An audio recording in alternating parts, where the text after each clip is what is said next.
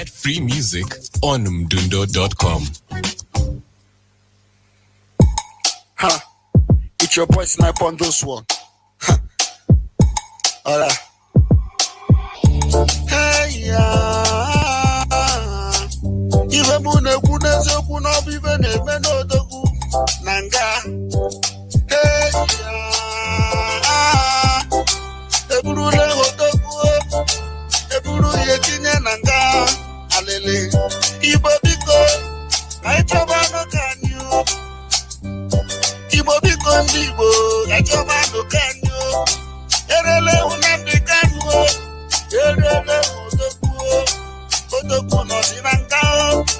Obogini Gaye Mesio, Alele, Ibo, Bakotano, Kachobano can you. There was a book of when I went out. There was a book of when I went out. Ibo, Unuge was in Mandicano, Unuge was Idico, Unuge was Idico, Ofumabala Udico, Bumbo in Mandicano, yeah, Madico. Hey, hello, Nandikano. Hello, Odoko.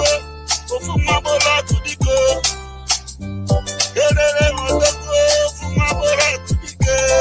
Alele. Hello, Nandikano.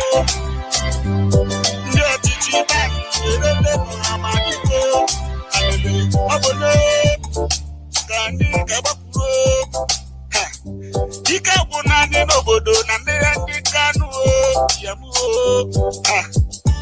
everything we doing for real. You see the Biafra we are for real. We ain't see shit. We are not even seeing anybody that want to pull us down. See, I'm the son of the oldest tribe on earth, and so I'm keep being the son. I'm proud. See, I'm a Biafra.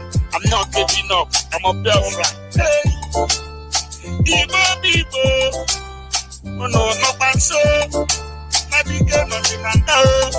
Hey, Alele. Hello, Nadiga no. Ibo, hello, Nadiga no. Ibo.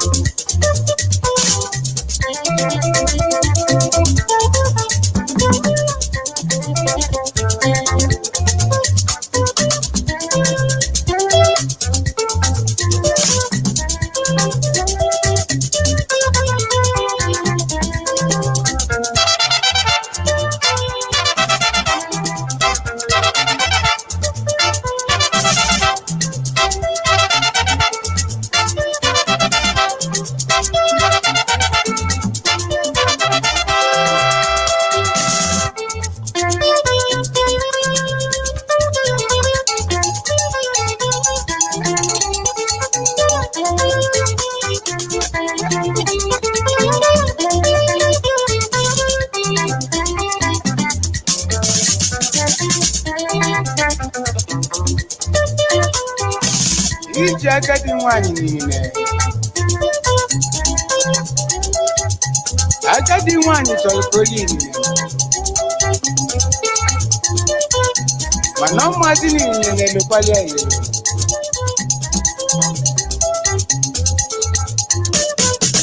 Maka n'ime na-ekwuzi elu. Ebe agadi nwanyị na-achazi dị adị nọ. N'olisi anyị agbabịa abụọ. mana agadi nwaanyị amazi wee niile n'ụwa.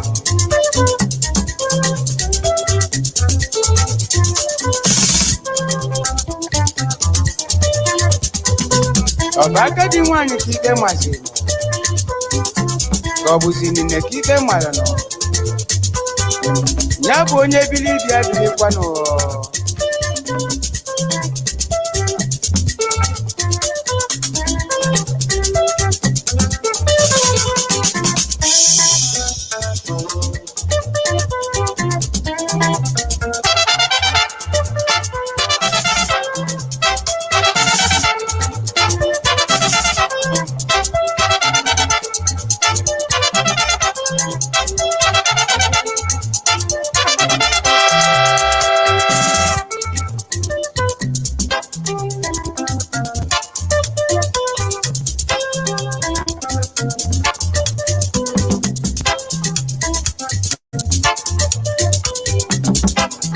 Agadi nwaanyị na-achọzi igbo ga-elinu n'ụwa nọ.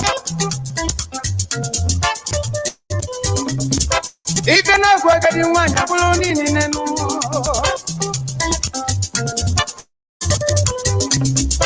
Agadi nwaanyị abanyeze n'ụwa. Inine ka ọ na-achọzi ọbụzie niile n'ụwa. Mana niile nọrọzi n'onwe ya.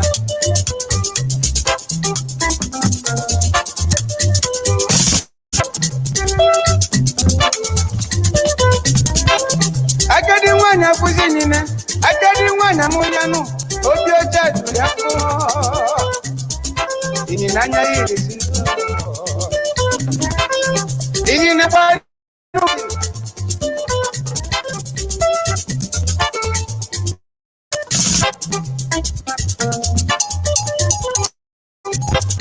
agadi nwaanyị ababa niile nụ.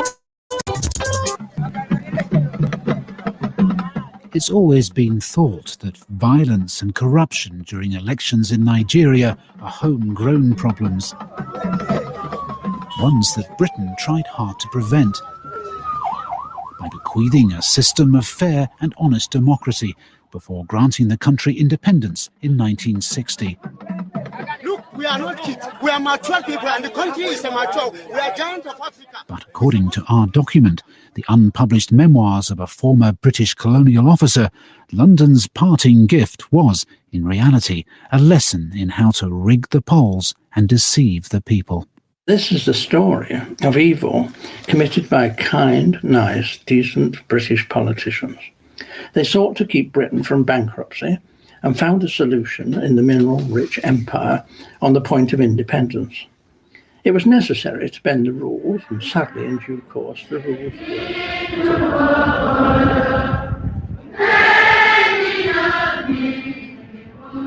In 1956, Nigerian children sang to welcome the Queen as she toured some of their country's new democratic institutions. And in January 1960, on his way to South Africa to make his famous speech warning that a wind of change was blowing through the continent, the British Prime Minister, Harold Macmillan, stopped off in Lagos to give the Nigerian Parliament some pearls of wisdom from the world's longest-standing democracy.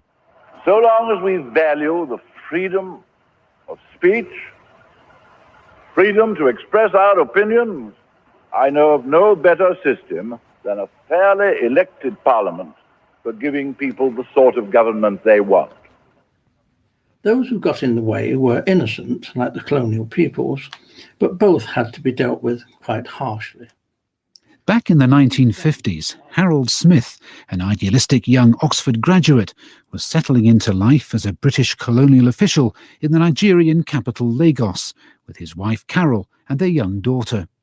Important regional elections were to be held that year, followed by a national poll 3 years later, just ahead of independence. Harold had his part to play in the preparations, drawing up new laws aimed at ensuring that Britain left Nigeria an orderly and stable place. But his faith in the integrity of the project was soon to be shattered.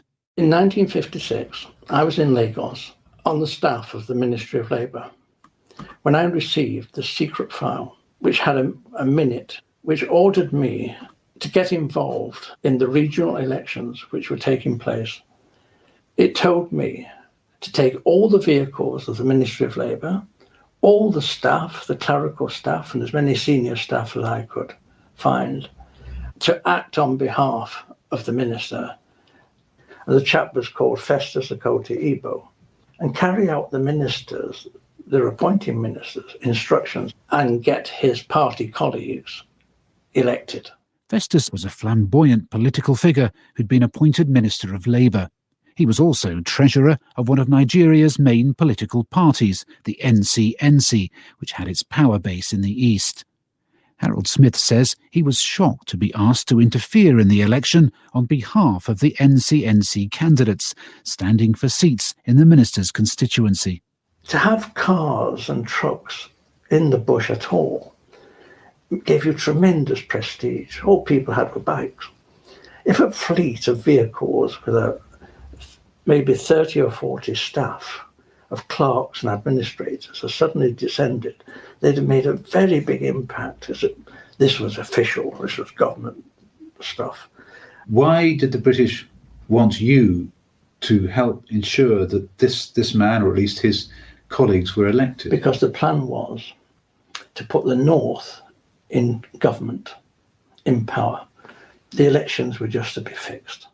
A very serious accusation that Britain, which advertised its withdrawal from empire as a model of fairness and democracy, was allegedly rigging, or at the very least, giving advantage to a favoured party in the polls. Can such an allegation be substantiated?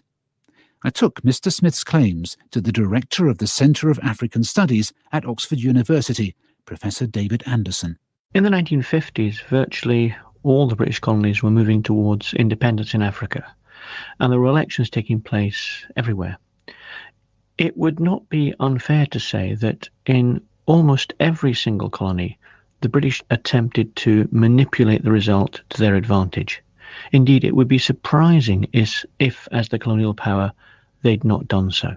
At this time, Nigeria was divided into 3 regions, each with distinct and often conflicting tribal and cultural identities.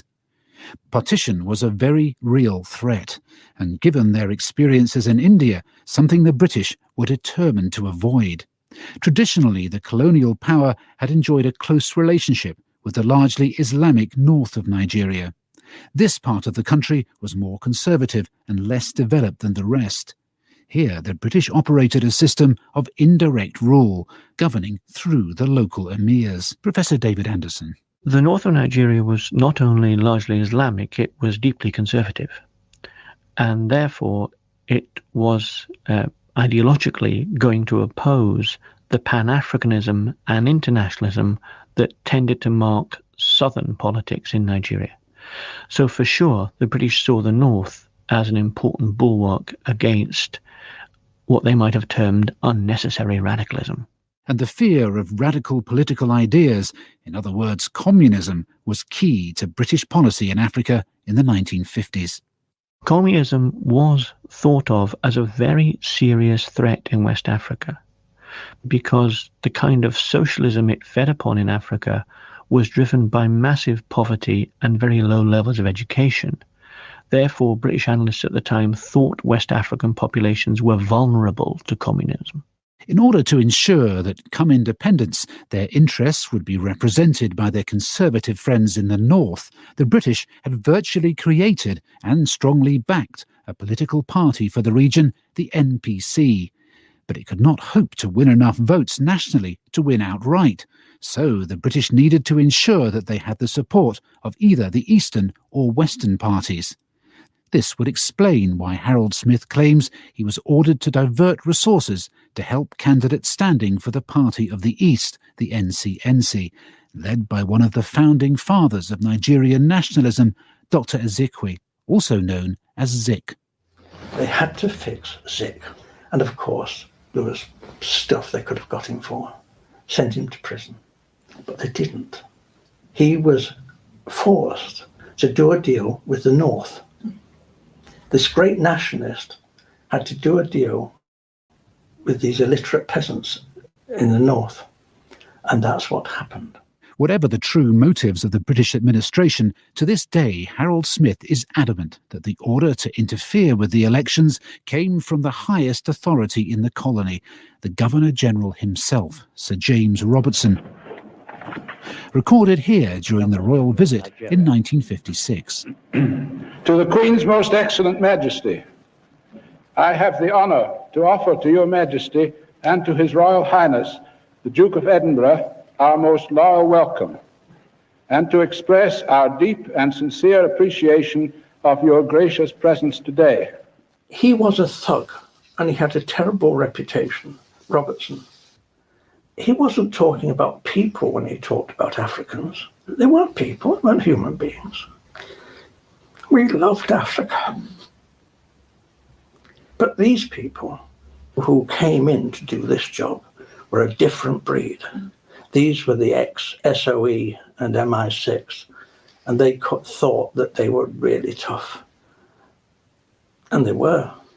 Smith claims several of his colleagues were also asked to interfere in the elections, and they reluctantly fell in line, leaving him alone in his refusal to obey Robertson's orders. Isolated but still defiant, he was finally granted an audience. And the first thing he says, I want you to know that everything that you've alleged about the elections is correct. I'm telling you this because you know far too much, and I want you to know how much trouble you're in. The colonial service is just like the army. You know what happens if you disobey orders in active service, and that's what's going to happen to you. I thought, and I was shocked. And this big guy, I was so angry that I really wouldn't have been surprised if he pulled out a pistol and shot me. There's a huge array of files here. Are these all your correspondence on this side? In the spare room of Harold and Carol Smith's home, piles of paperwork fill a large metal filing cabinet, much of it copies of unanswered letters to the great and the good, detailing Harold's allegations. Doing this for many years. With no recordings of the conversations he claims took place, and no copy sent proved back his story. His wife, Carol. You're quite right. We have not got written evidence and things we can say, there you are. Well, I know Harold telling the truth. You either believe us or you don't. What makes you so convinced that Harold isn't mistaken on this? I've known him, I've been married to him 55 years. I know what he's like. I know the sort of person he is. I know the sort of values he holds. I don't think I would have had the courage to do what he's done, but at least I've had the courage to stay and support him in what he's doing.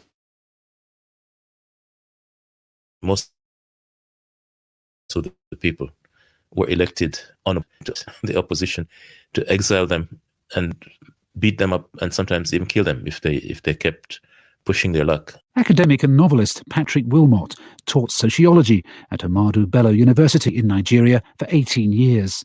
He believes Smith's allegations expose only a small part of the lengths British colonial officials were prepared to go to in the north in an effort to ensure that Britain's favoured party, the NPC, got elected unopposed. The British were in control, the so-called native authority. The emirs, the local police, these people, they could have been removed, they could have been stopped at any time, but they were actually encouraged because the British wanted to hand over to them and they wanted them to control the northern region, which was the most powerful region in the country. But you'd imagine that a government may have official control of an area, but it wouldn't always know what exactly people are doing on the ground in terms of the sort of thuggery you're talking about. The British were completely aware because they had their officials at every level, in the police, the security services, they had control of the army. The key thing was to prevent people from running against you. What evidence do you have for these allegations?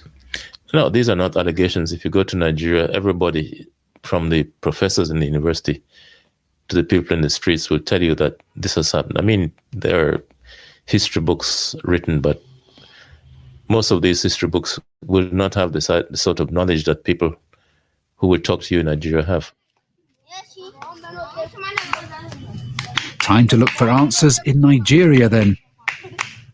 Children play behind the Reformed Christian Church of God in Arima town in southern Nigeria, outside the home of a man who's been part of the struggle for freedom and democracy in Nigeria all his life. I'm Comrade Che I Ibegura. I am now 74 years old. I'll be clocking 75 in November 16 this year. On the walls are pictures of the leaders of Nigeria's independence movement, as well as a poster of his namesake, the Cuban revolutionary Che Guevara. In the 1950s, when Nigeria was still under British rule, he was a trade union leader and a member of Dr. Azikwe's NCNC, with strong opinions about the real intentions of the colonial power. By 1956, I was 24 years old. So as at that time, I was an activist. I started to draw political inspiration when I was about 20. See, I'm from a Christian background and believed in justice. And I know quite well that their intention was not to develop us. Che Guevara believes that Nigeria's first democratic elections were far from free and fair under British rule, and that little has changed since they left. Nigerians just got what was already on ground from the British. They started operating from what they saw. Whatever we are trying to experience from Nigeria now was the structure laid down by the British. Harold Smith claims that he was asked by the country's governor to help ensure that a favoured candidate was elected fits with Che's memory of those early Nigerian elections. Money was flowing to the north, both from the British government, the supporters from the British angle and from the Arab world. No master has ever given his slave the British baby. They can't just allow Nigeria to play their hands freely. Otherwise, why are they colonial masters? I've been looking through the papers of some of those colonial masters to see what they were prepared to say about their motives and their methods when it came to Nigeria's first elections. And they make interesting reading, like this letter from one Sir Peter Smithers. I was Parliamentary Private Secretary of the Colonial Office through almost the whole period of decolonisation.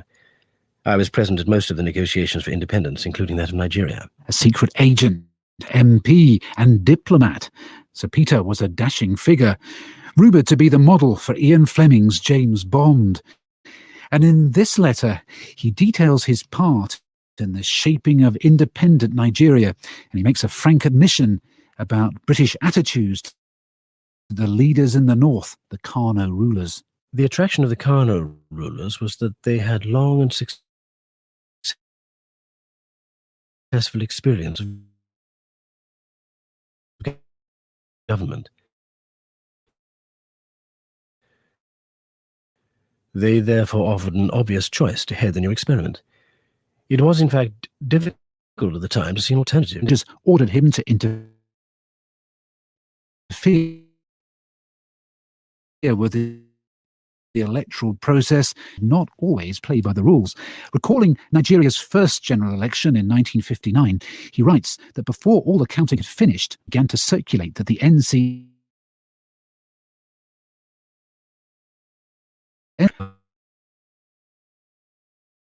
now this would be a disaster. The NPC taking power. Sir James was alarmed to discuss if the Action Group and the NCNC formed a coalition, they would have a majority in the House of Representatives. I believe this could be very dangerous for Nigeria's future. As from all I'd learned of the Northerners, they might well decide to leave the Federation, for they were not ready to accept a national government of southern parties. According to Sir James, as Governor-General under the Constitution, he was required to appoint as prime brief discussion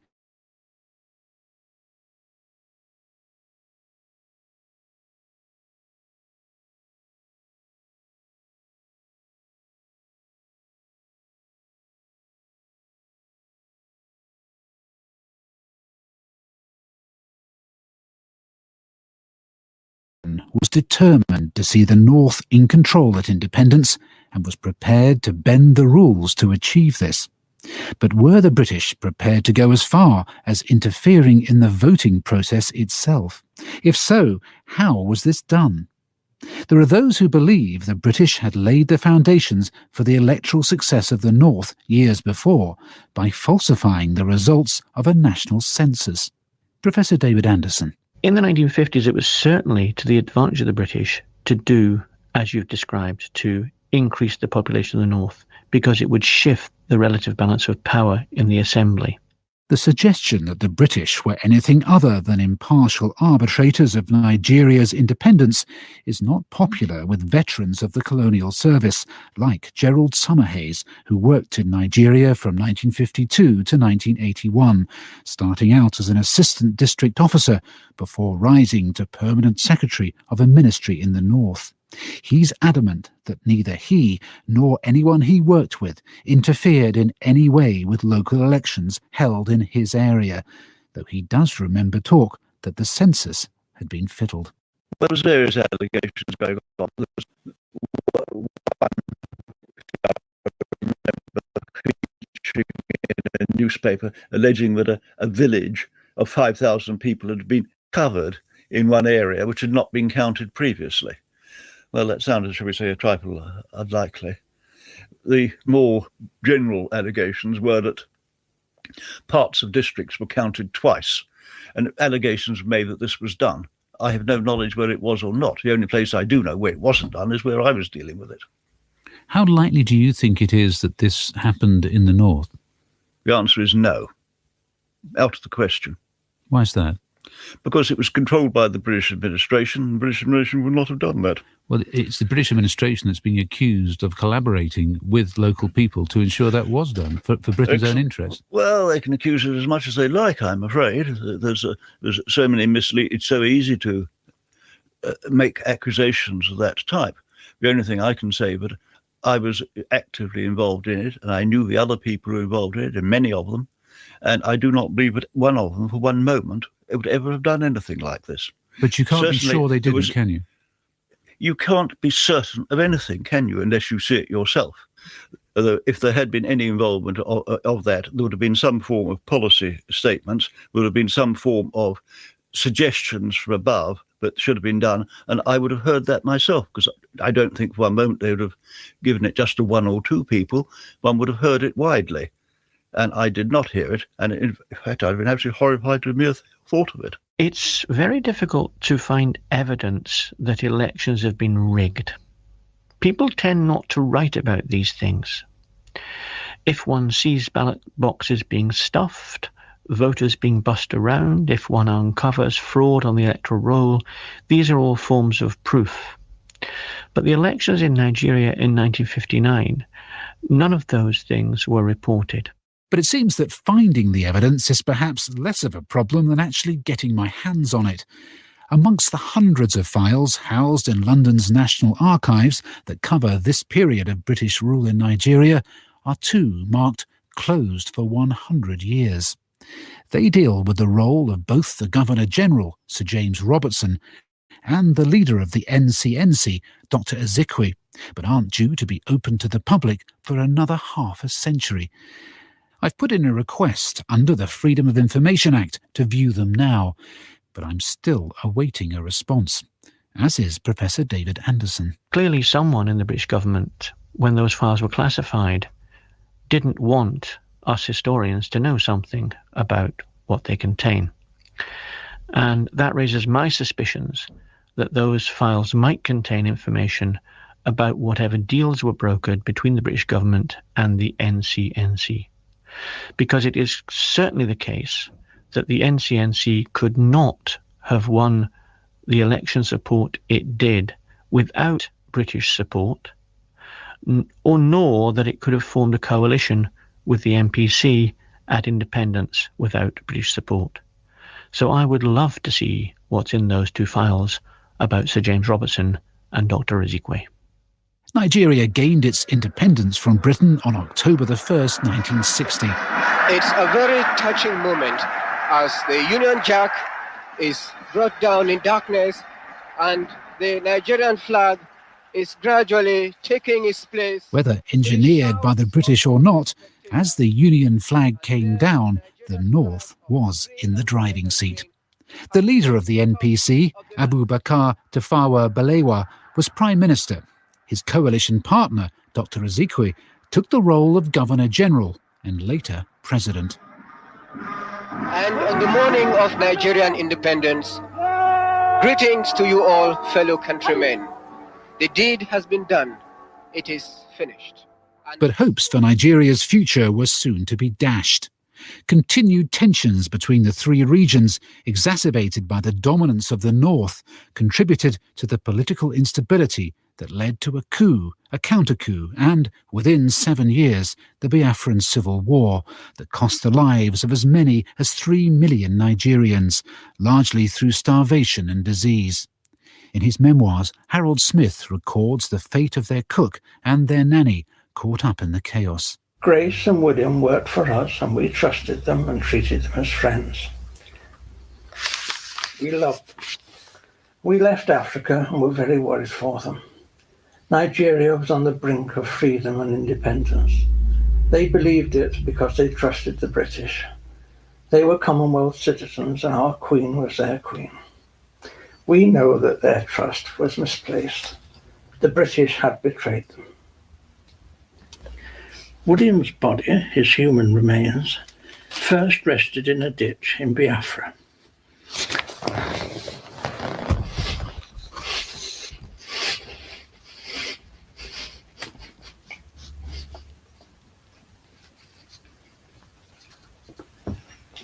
Before being consumed by the teeming animal life in the bush.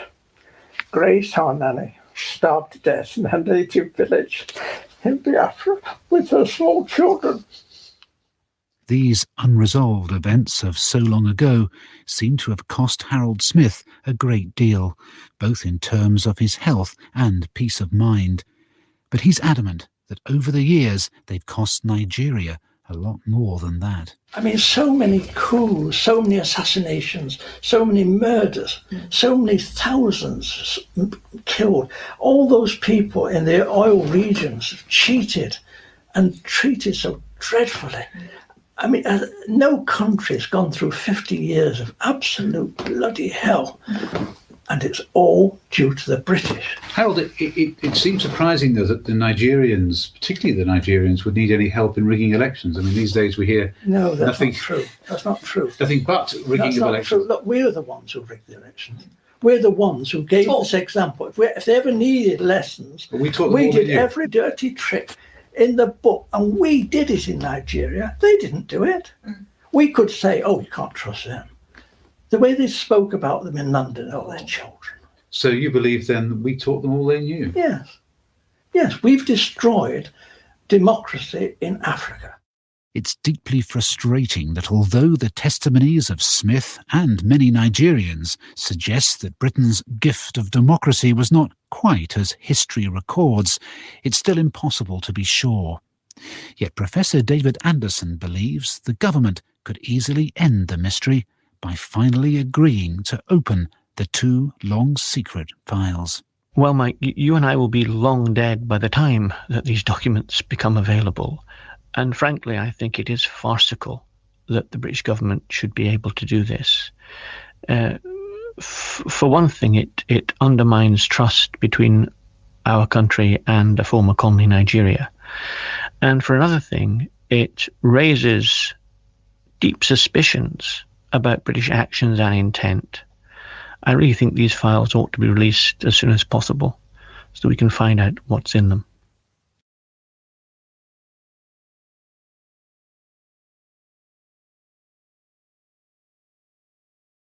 "22 women blockading the base, breaking the law, so there'll be no more war. If you do not move, you are liable to arrest. Will you please move from this gate? In that case, you are all under arrest for causing a willful obstruction. In the most famous anti-nuclear protests ever seen in Britain, thousands of women spent much of the 1980s and beyond protesting against the presence of American cruise missiles here at Greenham Common. What even they didn't know, along with the residents of nearby Newbury, was that the British government's own scientists had warned that this was the riskiest of 11 possible sites to put the weapons. The previously secret report I'm holding says that siting them here would threaten the lives of more than 10 million people. Robert Edwards, the author of 3 books on nuclear issues, says the report seems hard to believe. I've never seen documents quite like these. I mean, the level of secrecy on them is extraordinary. Stamped twice on each page, it says secret atomic conifer, which is presumably the code name for it, UK eyes only. Each document had only 5 copies available at the time. They were incredibly sensitive, and reading them now, you can see why. If you look at table 1 on the first document on page 6, it lists 1, 2, 3, 4, 5, 6, 7. There are 2 reports in all. The first, published in February 1980, looks at the dangers posed by fire breaking out on any of the 11 proposed nuclear sites. They say clearly in the text that Greenham Common is the worst, but you can see it in the table on page 11 because its risk is 1 E3, that's 1,000. All the others are E2, which is 100. Yeah. The second report was published in December that same year. Together, they concluded that Greenham was by far the riskiest place to put the weapons. The research was carried out by scientists at the Atomic Weapons Research Establishment at Aldermaston. Highly sensitive, it's never been published before. So how did Rob Edwards even know it existed, never mind get his hands on it? I received a tip-off from a scientist that used to work at Aldermaston, who didn't want his name to be revealed, that it would be worth asking for the British Aldermaston safety assessments of the proposals to put American cruise missiles in the UK in the 1980s. So I put in a Freedom of Information request to the Ministry of Defence in September 2005. They gave me 2 documents, but they had very large portions of them blacked out. They were enough to show me that there was something interesting here. So I did what you have to do under the Freedom of Information Act, which is to request an internal review by the Ministry of Defence. Finally, in March this year, I got useful copies of these 2 reports. There's still a few things blacked out on them, but you can make sense of what the scientists were trying to do and the conclusions they came to. And the conclusion of the first report was that fire was the biggest hazard at the Greenham base. If the wind blew in one direction, people in Newbury would be threatened by clouds contaminated with burning plutonium, and if it blew in the other, the whole of London was at risk, though the report rather strangely concludes that risk levels were, nonetheless, acceptable. But that conclusion is revised in Report 2. It states here that fire isn't the only worry, because in the worst-case scenario, a warhead could go off by accident. In spite of the US experimental and theoretical demonstrations that the probability of detonation of one warhead sequence is negligible, a presently unforeseeable set of circumstances might lead to an initiation. In such an event, if one warhead were to detonate, it is possible that the other 7 warheads in the storage cell could be engulfed in the fire which is virtually certain to ensue. Back at Greenham Common, I've arranged to meet 2 veterans of the women's peace camp there during the 1980s, Di MacDonald and Helen John. This road used to be absolutely stuffed with women. It would range from just half a dozen people to several hundred. So several hundred women all gathered around the outer perimeter. Going into the base now. Well, it was the base, of course, no longer. Now it's common land.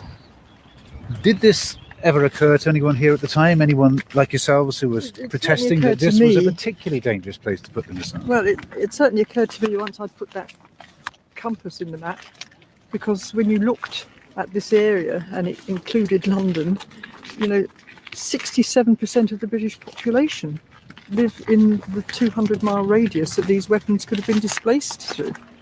The 4 big silo buildings that we can see now, which look like large grass mounds with doors in them, were the garaging for the missile launchers and also the underground bunkers for the control centre. It's quite a fierce wind blowing around here. Is this normal? Where we're standing at the moment, we're part way down the runway, which was the biggest in Europe. And obviously that was a wind tunnel.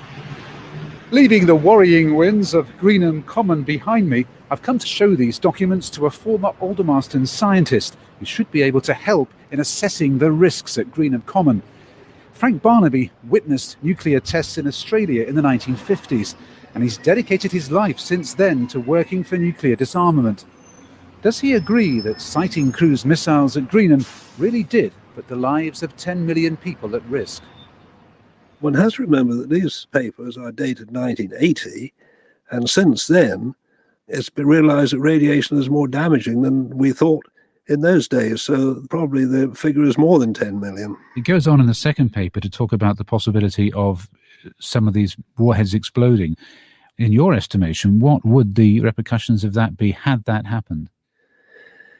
The yield of the ground-launched cruise missile, as far as we know, was a few tens of kilotons, a bit less than the Hiroshima bomb. Obviously, the explosion would release radioactivity into the environment. It would then go up in a plume, a mushroom cloud, and then would be blown downwind at quite large distances. So it would be a really very dramatic and very serious event indeed. So literally millions of lives would have been threatened. The report itself says that there would be 10 million people. I don't think this is the worst possible case. I think that's per warhead. The wind direction towards London would be the major problem. Greenham is a very nasty place to put these things. I only went to Greenham yesterday and discovered that the winds there, when you're out in the middle of what was the runway, are extremely strong. Yes, so I gather. But you have to remember that the fireball would take the radioactivity up quite high. And generally speaking, the wind speed increases as you get higher. So it's not only the ground wind you have to take into account, it's the wind at, say, 100 meters altitude, which is also important. And since prevailing winds in Britain blow from the west, it seems London would be very unlikely to escape such a disaster. Given the alarming conclusions of this report, why on earth did the British government agree to let the US Air Force sight cruise missiles there? And why were the Americans so determined to do so? Well, for one thing, the US Air Force had maintained the Strategic Air Command there following World War II. And of course, the Strategic Air Command itself operates with nuclear weapons. So it wasn't as though nuclear weapons had never been to Greenham Common before. Phil Coyle is a senior advisor to the Washington-based think tank, the Center for Defense Information. The American military had put a lot of resources into Greenham Common over the years, had extended the runways, had improved the hangars and other buildings. And so I think the existence of the infrastructure there was important to the U.S. military also. And I was quite interested too to hear about the proximity of Salisbury Plain. Yes, the U.S. Air Force was used to using that space for exercises, for training, and so that was important too. As were good road links, essential for deploying ground-launched missiles quickly around the country, an asset which alternative sites in rural East Anglia didn't share. Next on my visiting list is The Guardian's former defence correspondent David Fairhall, the man who broke the story on the 16th of June 1980 that the government had agreed to sight cruise missiles at both Greenham Common and RAF Molesworth in Cambridgeshire. We knew that NATO had already decided to base these nuclear missiles in the UK. There was a confrontation building with the Soviet bloc. The question was, which of the many US airfields across the UK would they finally choose? And I rang everybody I could think of who would, as a function of their job, know where these missiles were going, but were, of course, allowed to tell me. I built up a profile of the two bases, and I compared those profiles with all the US military facilities in the UK, and they fitted Greenham and Molesworth. Although, of course, we now know from your document that if Mrs. Thatcher's government had put public safety first, as opposed to operational convenience, it wouldn't have been at Greenham. It would have been presumably at Sculthorpe in Norfolk. By the time of the announcement, the first of our two reports would already have been seen by those responsible for making the decision. The dangers would have been known. So why were the operational needs of the American military put above the safety of millions of Britons? Rob Edwards. There was a very close working relationship between America and Britain, always has been since the dawn of the nuclear age and the Manhattan Project in the 1940s. And one of the things that resulted in was a series of agreements between the British and American governments, between Churchill and Truman, for example, which effectively meant that the Americans had a great deal of control over their nuclear weapons on UK territory. The history was that the Strategic Air Command had been operating there for 30 years. The danger of some kind of a nuclear weapon accident had been present all of that time. The fact that there hadn't been an accident in Great Britain and the fact that they had operated successfully there for so long, I think may have overcome concerns about fallout downwind. In public, the British government pushed the view that local people had nothing to worry about. But David Fairhall remembers that in reality, ministers were noticeably jumpy about the reaction their plans might get. I published the information as to where the missiles were going to be based in June 1980, June 16th. And it was on the following day that the government, Francis Pym, the Defence Secretary at the time, announced it in the House of Commons, which is rather unusual. Normally they would confirm it the moment you announce it. But of course, it was very sensitive, and hence the delay in the official confirmation. And they issued pamphlets, didn't they, saying, don't worry? Yes, they did. At the press conference they eventually held, they issued a pamphlet which they were going to distribute to anybody who was interested in, for example, the people of Newbury. And you have that with you, then? Indeed, I do have it with me. Can I see that? I'm afraid it's rather defaced by the notes I was taking at the time. But that's the document, and you'll see that it contains no mention of this safety issue other than to say that there's no need to worry. You can see they were very economical with the truth as far as the nuclear hazard was concerned, because they say there had never been an accident in the UK involving a nuclear weapon. Well, that was simply not true, because there had been accidents. There had been 2 accidents which Aldermaston scientists thought involved nuclear weapons at Greenham, and there'd been a very big one over in Suffolk at Lakenheath in 1956. Local people, I mean, Lynette Edwall was one of the people I got to know very quickly, and she was describing how in the late 50s a plane on the runway had been set fire by another aircraft in the air running into difficulty, having to shed its fuel, and that plane burned to pieces on the runway carrying a nuclear bomb. And she described the mania in this space when American personnel were rushing into the main A339 road and commandeering vehicles to get away from here. At Greenham, there was a very nasty fire in which several Americans died. An aircraft dropped some fuel tanks onto the airfield, jettisoning them because it thought it had to make an emergency landing. One went through the roof of a hangar. One set an aircraft on fire, which burned for many hours. But there was another accident, which is most mysterious. In the previous year, that would have been August 1957, and we only have a letter from Aldermaston to Sir William Penny, the so-called father of the British nuclear bomb, atomic bomb they would have called it then, of course, a letter saying that there had been a fire on the airfield involving a loaded aircraft. All trace of this, including that original letter, has disappeared. So goodness knows what happened there. 6 miles down the road from Greenham Common is Aldermaston Atomic Weapons Establishment. It's the scientists working here at what was then the Atomic Weapons Research Establishment who penned those reports. It was their job to assess these things. They produced in 1961 a report on the contamination of the Greenham runway.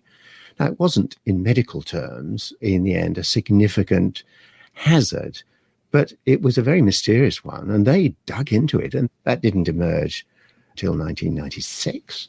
And now here's another document which has suddenly come out of the woodwork. But what's unclear is, did they initiate this study, or did they just carry it out? Yeah, quite, yes. There we are, you see. Now, AWRE was invited to assess.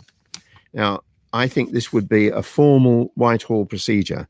The Nuclear Weapons Safety Committee, which was dealing with this for its own reasons, the safety of their own RAF personnel, for example, they would have then asked Aldermaston to do the work because they had the expertise. Do you think that ministers would have been made aware of these documents at the time, or would it perhaps have been kept just a small cabal of officials, civil servants, whatever, dealing in this area? I think either is possible.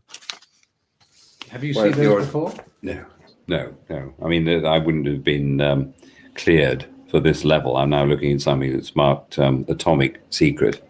It was very much on the need-to-know basis. These secret reports may be news to Sir Geoffrey Patty, a defence minister in 1980, but he is at least willing to discuss them now. The Secretary for Defence at the time, Francis Pym, is unable to do so, and Sir John Nott, Secretary of State for Defence in 1981, has declined to comment to this programme, as has Michael Heseltine, who'd taken over the post by the time the missiles finally arrived at Greenham in late 1983. I asked Sir Geoffrey if he wasn't shown these hugely important reports, who was? If something is classified, as is here, secret, atomic, then ministers would not expect to discuss it. That is all handed over to members of the Privy Council and Secretaries of State who are members of the Privy Council, and they get on and debate these things with each other, but not with their fellow ministers. Can I ask you, what's your reaction on sifting through those? You haven't had time to look at them in any detail, but just sifting through what they appear to be telling us. They appear to be saying that the risks of missiles, which are inherently inert, was pretty negligible, really, and they had to go into great lengths to say, what about fire? I can recall that there were really very substantial measures taken to ensure that there wouldn't be fire outbreaks, or if they had been, they could be dealt with. I think, Sir Geoffrey, our readings of this are very different. Scientists I've talked to who've read those are saying almost the opposite to what you're saying. They're saying that although the risk was small, if there was to be a fire, it would endanger people living nearby, and that nearby includes London, includes Reading. Therefore, this particular site was the most dangerous of all the 11 that were being looked at, and yet this was the one that was chosen. Well, I'm taking the word negligible, which in plain English means to me pretty remote chance of this happening. And of course, you can then go on to say, well, yes, but if there's any chance whatsoever, wouldn't it be better to go to Stornoway or somewhere like that? And that's when the other considerations start to come into play about the ability to exercise, deploy, transport the missile systems in and out. I don't think it's much of a trade-off either. If the risk is deemed, and I've picked out the word negligible here, it's negligible. Negligible, but still possible. I showed our documents to Dr. Rebecca Johnson, now Executive Director of the Acronym Institute for Disarmament Policy, who spent 5 years in the Women's Peace Camp at Greenham during the 1980s. Oh, interesting, yes. This plutonium dispersion by fire, this 3 of us climbed up some scaffolding, got into the air traffic control tower at the Greenham Common Base in December of 1983, a couple of months after they brought the first nuclear weapons in. And we found all these emergency manuals, which included the emergency procedures if a plane crashed or there was some kind of an accident involving nuclear, chemical, or biological weapons. There was quite a lot about what to do if there was plutonium dispersion. It brought home to me very, very clearly that this was real, that they had these procedures because these things actually happened. They had accidents, they had fires, they had planes crashing when they were carrying nuclear weapons. You saw all those plans on what to do should there be an accident on the base for the people inside the base. Yes. What about people outside the base? I didn't see anything about that at all.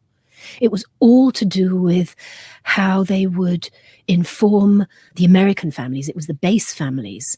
And then it was about evacuation procedures.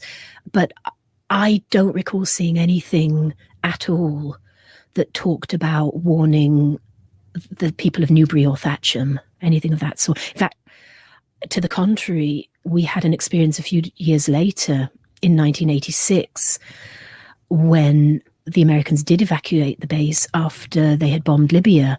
And then you suddenly saw this stream of cars, buses, every vehicle imaginable streaming out of the base. They clearly thought there was some risk, so they did evacuate their people. From my conversations with Newburyites, and indeed with Newbury police, actually, I would say that they definitely didn't inform the town, that they frankly didn't take that into account whatsoever. British officials were completely in the dark about how this home county's nuclear base was run. David Fairhall again.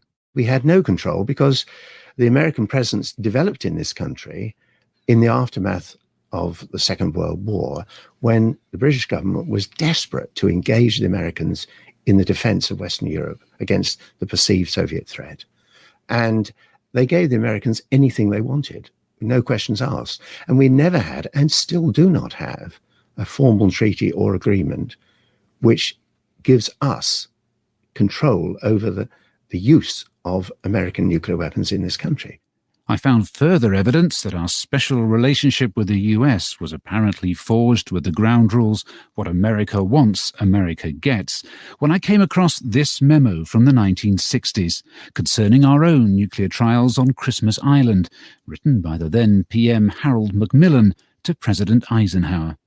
When last year you agreed that we could fly components for our Christmas Island trials over your country, we were, in my view quite properly, required to comply with certain conditions that were imposed for the safety of the United States. Broadly speaking, we have to satisfy your authorities as to our safety procedures in transit, and to provide advance notification of the flight plans of each individual flight, with a statement of the general nature of the cargo, and to make arrangements so that immediate information about the detailed nature of the cargo could be furnished to your air bases in the event of an accident.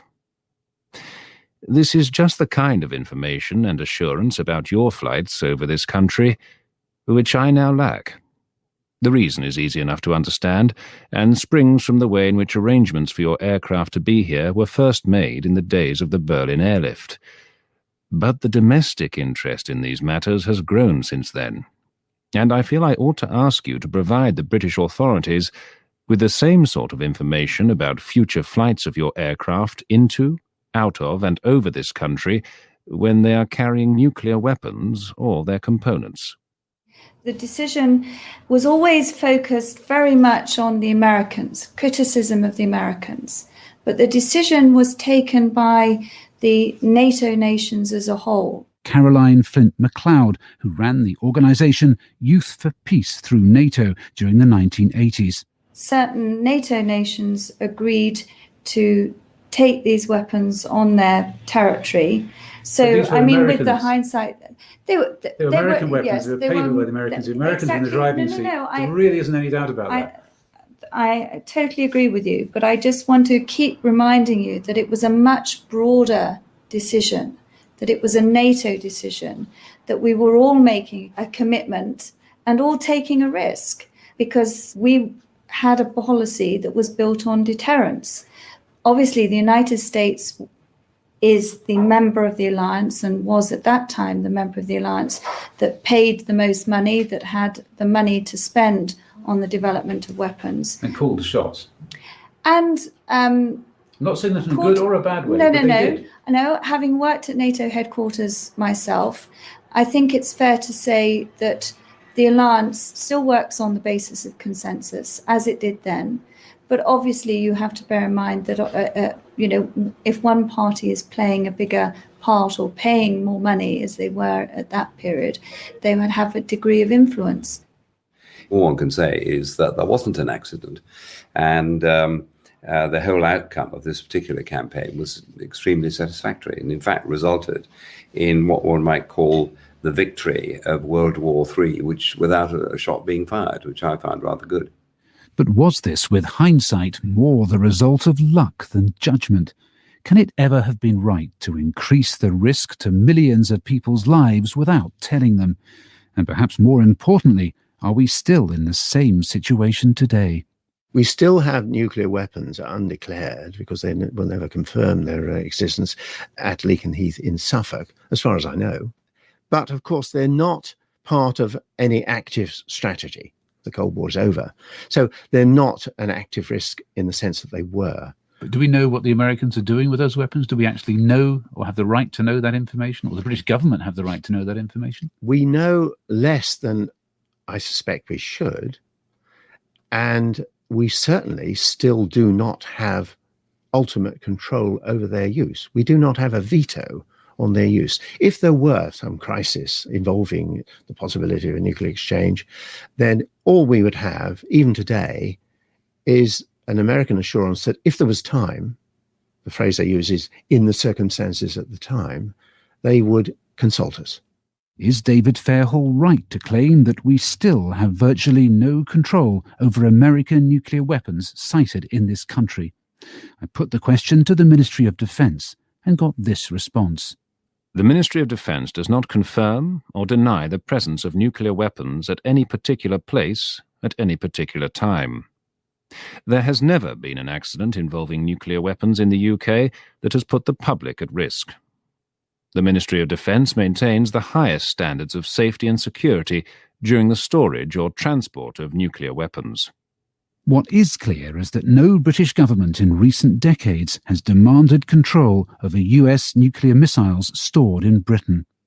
Perhaps the nearest we've come to this were calls for a dual key system from former Defence Secretaries Sir John Nott and Michael Heseltine. But Washington made it clear there was only room for one finger on the button, and it wasn't going to be British. But given that America is paying the bulk of the bill for its nuclear bases in Britain, why shouldn't it be free to run them as it wants? After all, isn't that just what Britain would demand if it set up similar bases in America? A thought which leaves me with this brief question for Phil Coyle at Washington Centre for Defence Information. Do you think the US military would tolerate an arrangement of the same nature if it was sited in the US and Britain was in control of a similar base? Probably not.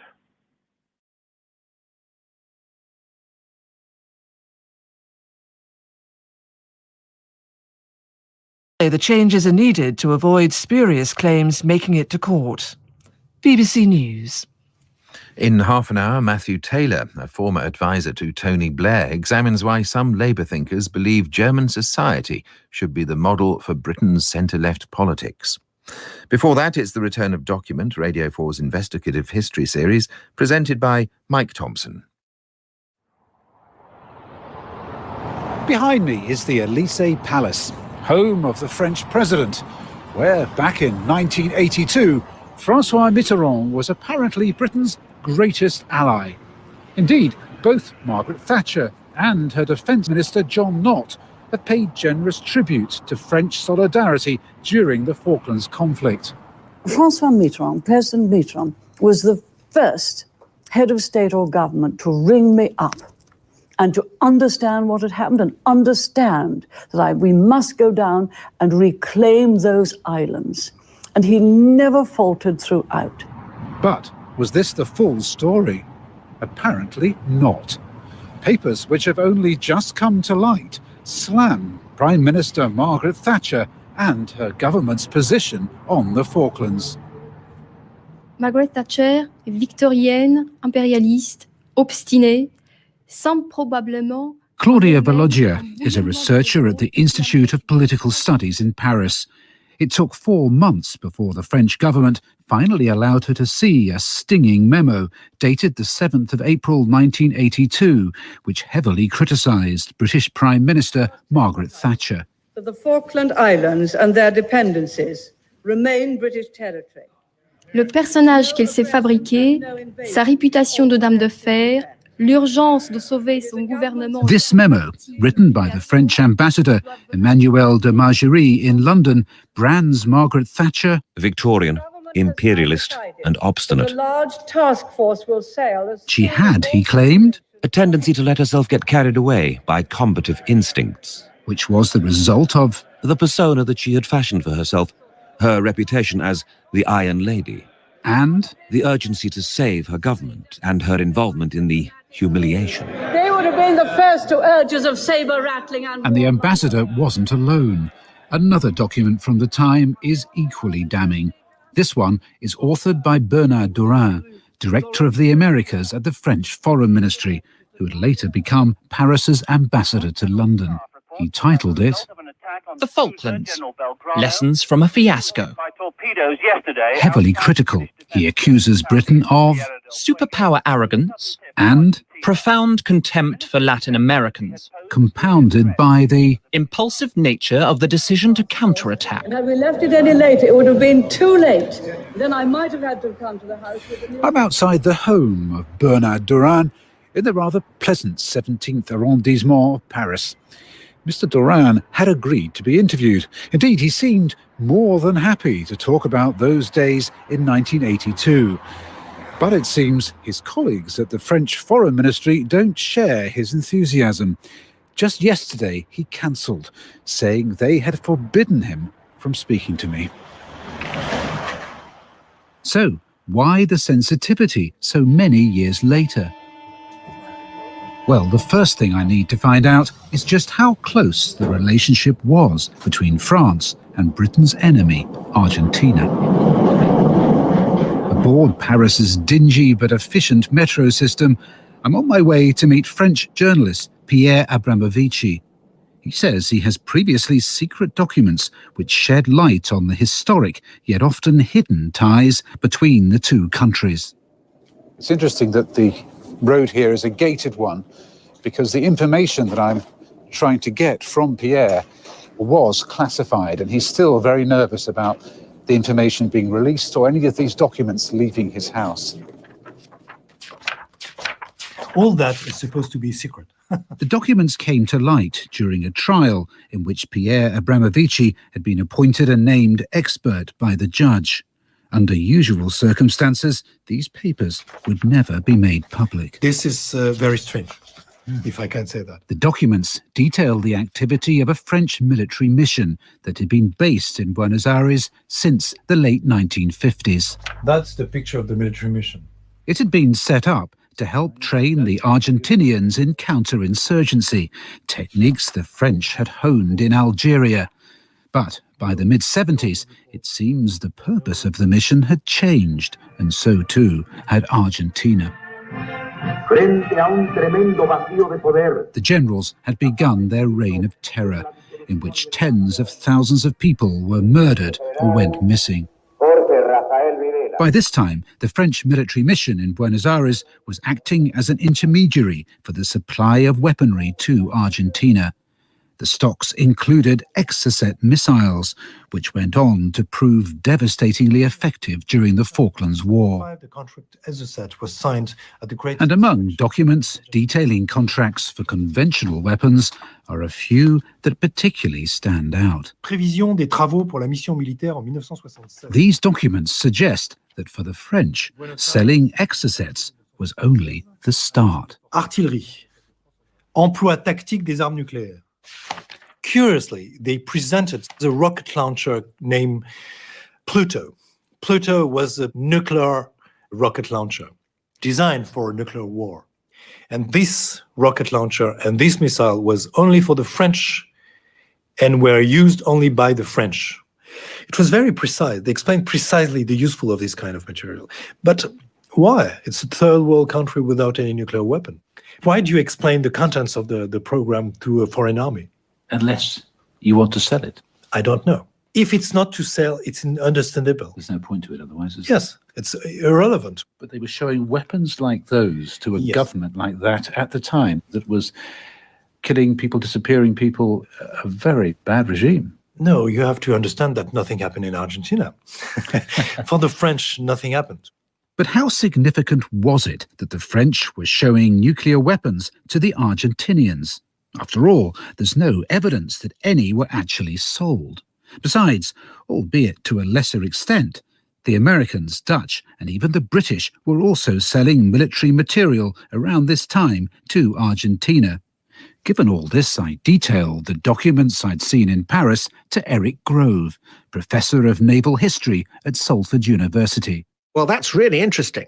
Very interesting indeed, because it's quite unusual to get evidence of nuclear weapon states, even those who have not signed the Nuclear Non-Proliferation Treaty, trying to control the spread of nuclear weapons, as France had not done at that time, conniving with another country that hadn't signed the agreement to provide some kind of tactical nuclear capability. And the only way you could get this kind of help would be from France, which did not agree with the whole philosophy of nuclear non-proliferation at this time. And why were they so keen to hawk their Pluton system around Argentina? Because arms exports were the key to French defence policy. France builds military and naval and air systems primarily for export. Clearly, France saw Argentina as a great potential arms market. Indeed, in the 5 years leading up to the Falklands War, the French were Argentina's largest supplier of arms. Hundreds of relatives, some with babes in arms, are here to say goodbye to the troops and Cunard. Nevertheless, at the outbreak of the conflict, President Mitterrand imposed an embargo on arms, designed to prevent any further weaponry or related expertise reaching Argentina. The Argentinians only had 5 air-launched Exocet missiles, and Britain was determined to ensure that they didn't get any more. And it seems that, despite its lucrative trade with Argentina, France was happy to comply. The message being that when it came to the crunch, the nation's loyalties lay with Britain. As they head for the South Atlantic, will be the site of an ocean of Union Jacks. But was this true across the board? Well, a story I've come across from 1982 suggests otherwise. This is the cassette. This is the evidence that the Foreign Office said that it didn't have, which I tried to give them and which they didn't want to hear. Back in the early 80s, Isabel Hilton was a young reporter for the Sunday Times. Just after the war, she was investigating how the Argentinians had managed to fit the Exocet missile launchers to the Super Étendard planes before their deadly attacks on British ships. It had been thought that they lacked the expertise to do this. Well, during her interview with the Argentinian squadron commander, Jorge Colombo, he let something slip. He then said, and of course, the French technical team were of great assistance. When I said, so when did they leave? He said, they didn't leave. They're still here. I was more than a little surprised by this, but I asked if we could go and speak to them, and he agreed. We got into his car and drove to the home of Hervé Collin. With the permission of Collin, Isabel Hilton recorded that interview, which, until now, has never been broadcast. It contains some startling admissions. Il y a un intermédiaire entre le missile lui-même et l'aile de l'avion. Ça s'appelle une poutre. Collin explains how he and his team from the French aeroplane manufacturer Dassault fitted the missile launchers to the Super Étendard planes, actions which certainly appear to have breached the embargo imposed by President Mitterrand. He then goes on to make an even more surprising revelation. Je dis pas mal parce qu'en fait, en faisant les essais, on a découvert qu'il y avait 3 lance-missiles qui étaient en panne. When we carried out the trials, we found that 3 missile launchers weren't operational. So if these missile launchers had been mounted on the aircraft, they wouldn't have worked. So, having discovered that 3 of the 5 missile launchers weren't working, Collin and his team helped to repair them. La vérification donc consistait à voir si c'était bon ou mauvais. The verification process involved determining if the missile launcher was functioning correctly or not. 3 of the launchers failed. We located the source of the problem, and that was it. The rest was simple. The attack was made by low-flying aircraft, slipping in beneath the fleet's guard. The missiles fired from the launchers that Collin's team tested were soon to do terrible damage to 2 British ships. I could see a pillar of white smoke climbing up from the horizon. Helicopters set off towards it, carrying doctors and firefighting equipment bringing back casualties. 20 were killed aboard HMS Sheffield, and a further 12 died on Atlantic conveyor. The whole ship was filled with black, poisonous smoke. In Isabel Hilton's view, the actions of Colan's team had clear consequences for British lives. Had the French really obeyed the arms embargo, had they withdrawn that team, the whole course of the war would have been different. And actually, a lot of people would have been alive who are not alive. I've come to Bushey in Hertfordshire to investigate further evidence that the French weren't quite as helpful during the Falklands War as the history books suggest. This is home to a former divisional manager of guided weapons at Marconi Space and Defence Systems. Hello, Brian Richards. Yes. Mike Thompson, BBC Stop. As British casualties from Exocets began to mount, Brian and his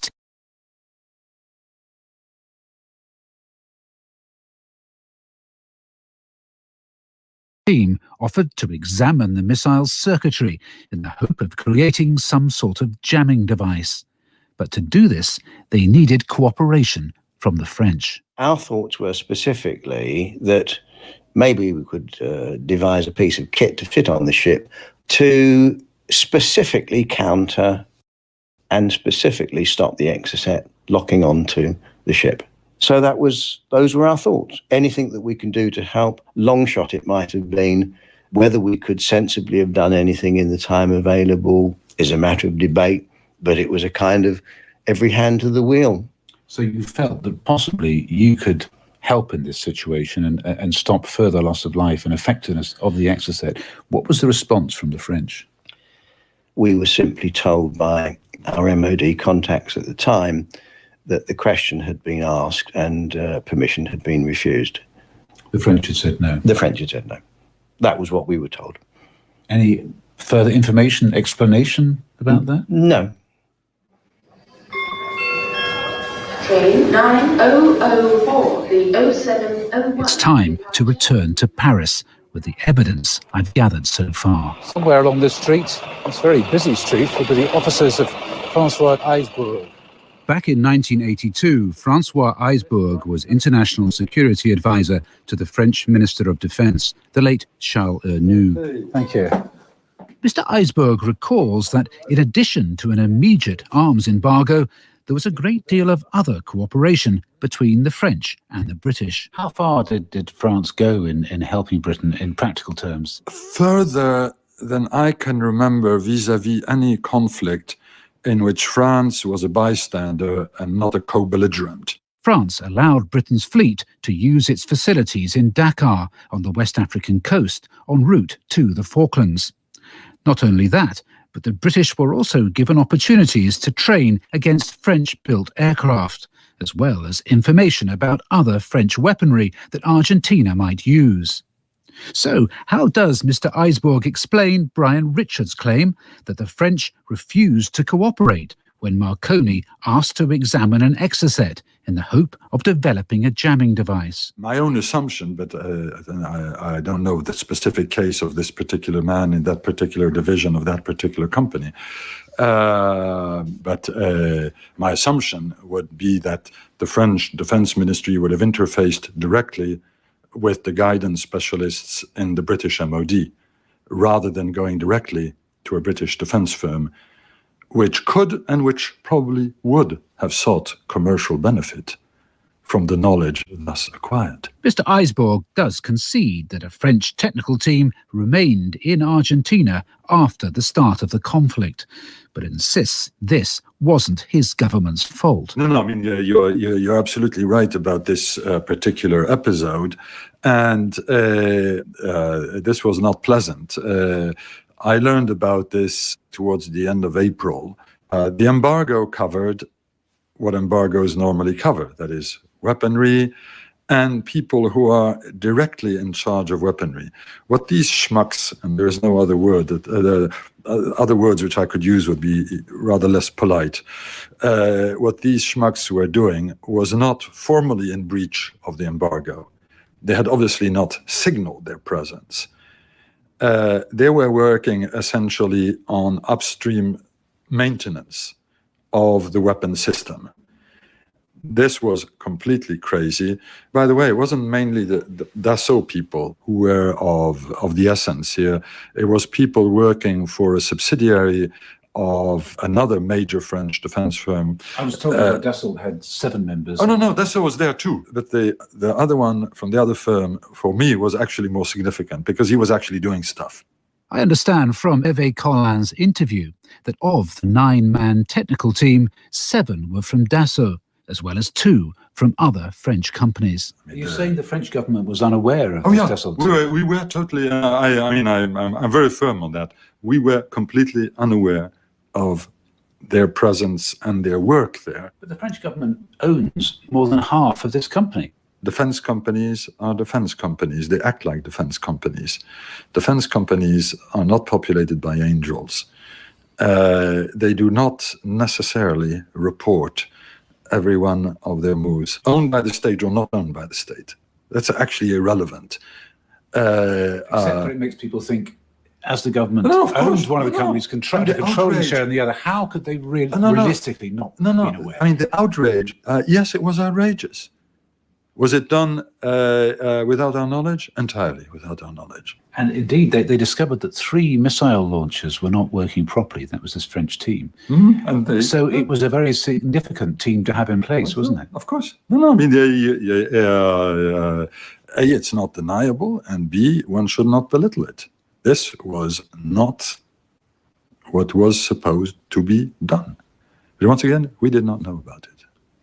It's the sort of thing which mars what should otherwise have been a picture-perfect cooperation between the 2 countries. So was this just an isolated chink in French solidarity with Britain during the Falklands War? Well, I'd come across a claim that, if true, blows a sizable hole in France's much-praised embargo. First of all, I would try to do everything in English, but you have to be patient of that. Of course, thank you. Argentinian naval captain Roberto Kurilovic was the pilot of the super-étendard plane which attacked Britain's Atlantic conveyor. He says that at the start of the conflict, his forces lacked some vital algorithms called CDAs.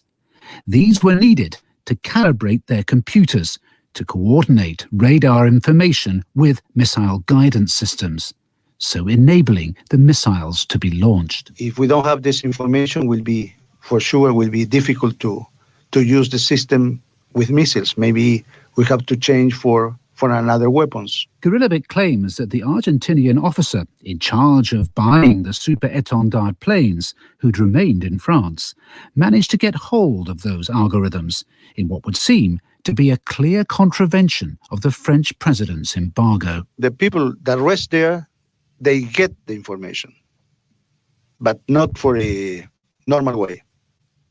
How did they manage that? Yeah, that's something that they did it. I think that also the company was interested in that the missile works and tested in combat. So you think the company leaked that information because it wanted to see how missiles would work? Well, that's something I can, but I'm not really quite sure. It's not especially official that the company gave us this information. I'm sure that the team that works with that, they get the information. If you had not been able to get hold of that information, what would have been the consequence for you? It will take more time. Maybe the conflict will be in course before we receive the information. So you might not have been able to use the exocets at all? It really would be difficult. That's clearly a very serious allegation by the Argentinian pilot. I found no further evidence to corroborate his claim. But we do now know that a French technical team, most of whom were working for Dassault, remained in Argentina throughout the conflict. Although Francois Eisbourg was clear that he had no knowledge of their presence at the start of the war, was that true of the entire French government? In 1982, I was... We must continue to press on, whether you have been acknowledged, whether you have been recognized or not. This is to count. These are the distractions the enemy is chipping into from left and right, even among us, from our own people. You could be there for a long time, but somebody have been acknowledged just for the love you have for Biafra. Biafra is like a darling wife to us. Biafra is like that precious woman you are marrying or you are about to marry. That is how it is. Every day and night you think about her. Every day and night you are just memorizing in your mind, how am I going to lay a hand to my own wife or to my beautiful friend? That is how Biafra is to us. You must be thinking, what will I do? Irrespective of the ants, the soldier ant, the scorpion, the snakes, the whatever that are there trying to bite or are beating us, irrespective of all those things, we kick it aside. The mosquitoes that are flying, we just continue until we get to the target, which is Biafra. Brother, I'm here to encourage you once again.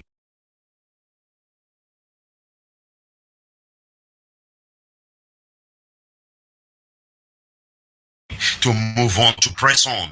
Do not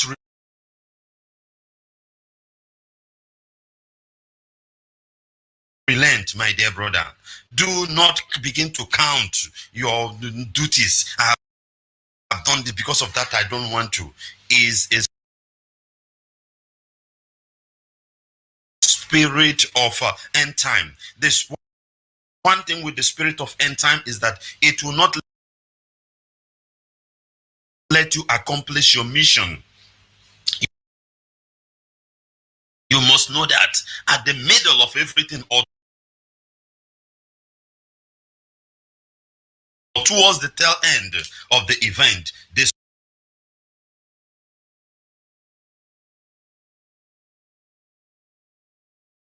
spirit will come to destabilize you, to pull you out of what you are doing. Before you know it, that same job you abandoned, somebody will come and accomplish it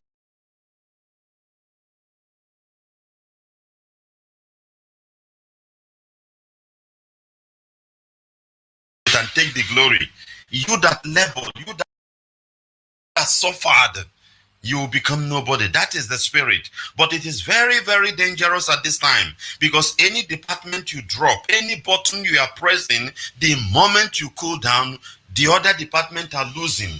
Every place will feel it. You will feel it. I will feel it. The other brother, the other sister, the other side will feel it. This is the reason why I am here to encourage you, my dear brother. I could be the one that have offended you, but you are my comrade. Please rise up and press on. I could be the one that have said something or shared something, maybe ignorantly. Just kick it off and press on. Don't use it to come and begin to attack me, and both of us will be fighting each other. And our Safani in Sokoto will be clapping hand, glorifying their God, that the useless sacrifice they have made in Sokoto, in Kano, is walking among us. This is the time we need to understand all these things. Brother, you move on. Continue. Are you firing? Keep on firing. Don't worry. There are forces of nature that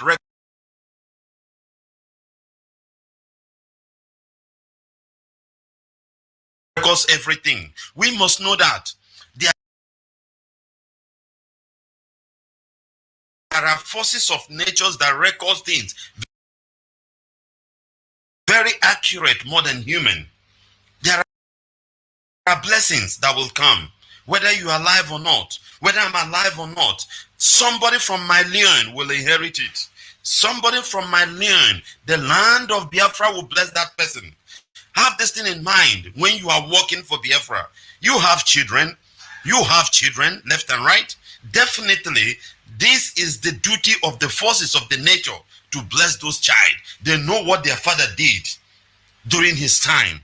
And as at that reason, they are the one who control things to happen, who allow things. They will allow your children to be blessed. Elohim put all these things. They are recording. So therefore, my dear brother, don't be distracted. A lot of distractions are still going on. Personally, I don't buy those ideas and I don't subscribe to it. But I keep on telling you to move on. I know, yes, they have hurt you. Yeah, you are right. Brother, you are really right. You are very right. They have hurt you ignorantly. Even out of envy, jealousy, you have been hurt. But please, you must not drop. You must not stop. If you stop, the flood will come and wipe us away. If you drop, the enemy will come and eat us away complete. Nobody will left. We are waxing strong in this level. We are still moving on, but look at how they are insisting. Look at how they are encroaching like desert. Look at how they are pressing on, coming. How much more when we all say we are no more? We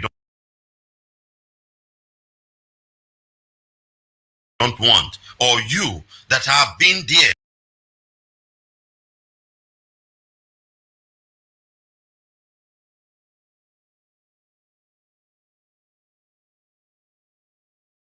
You that you know that you are holding a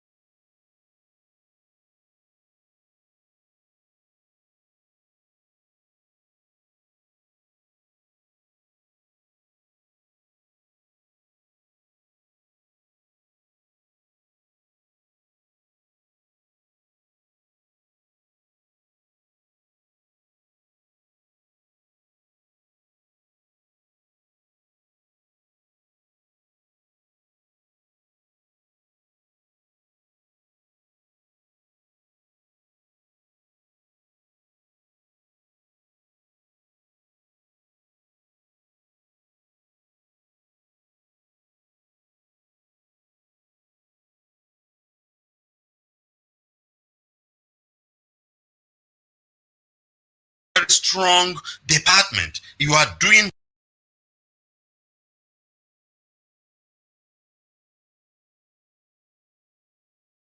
something marvelous in your unit zone.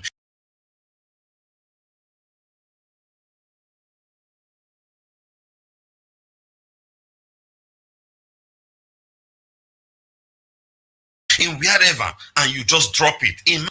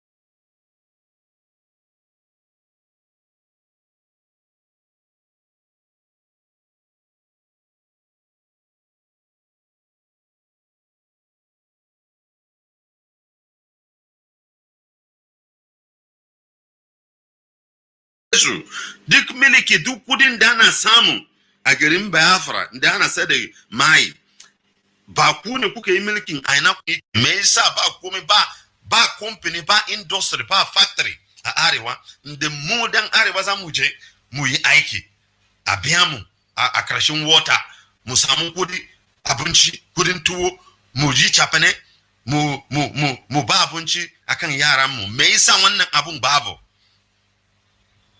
lokaci ya ke kuma idan ba a yi ba wallahi ka manta da shi abu bare yi kyau ba duk wanda ike gya maka duk abin da ike gya maka kawai yana bata yana yaudarin ka aka yi gashi a Yobe State aka yi wannan magana wai an zubar inda aka zubar bombi kwanakin baya jirgin sama na yan sanda na sojojin Najeriya suka zubar bombi an ce da laifi ne an kashe mutum 8 yanzu an bar su ba taimako ba abinci ba komai yayi me laifin su ba su da laifin su sai dai sun ishur kawai da sun tashi su nemi manyan yuyunku suna kashe su a hankali kana samu kuna ganin su ya shigo gari kawai za ku bita ku tabbatar shi bai koma da ransa lokacin ne kowa zai juwa abu zai yi kyau ga labarin mu na biyu kuma sojojin Najeriya suna magana wai wannan ISWAP da Boko Haram terrorists da menene ne wanda yake shigo Najeriya